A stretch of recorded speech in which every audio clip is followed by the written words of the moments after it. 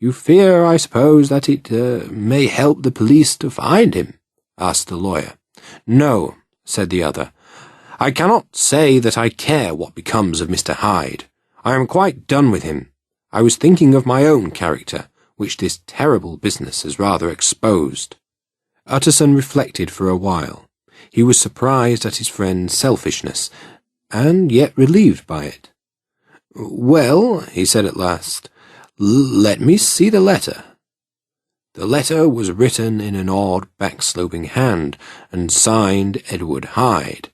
It stated, briefly enough, that the writer's good friend Dr. Jekyll, whose generosity he had so badly repaid, need have no fears for his safety, as he had means of escape on which he could depend beyond any shadow of doubt. The letter filled Mr. Utterson with great relief. It put a better colour on the friendship than he had looked for, and he blamed himself for some of his past suspicions. "Have you the envelope?" he asked. "I burned it," replied Jekyll, "before I thought what I was about. But it bore no postmark. The note was handed in at my door." "Shall I keep this and think upon it?" asked Utterson. "I wish you to judge for me entirely," was the reply. "I have lost confidence in myself."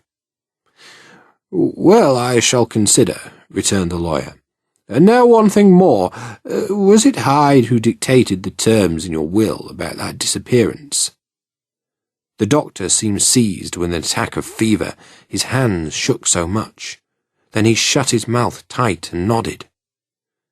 "I knew it," said Utterson with satisfaction. "He meant to murder you. You have had a lucky escape."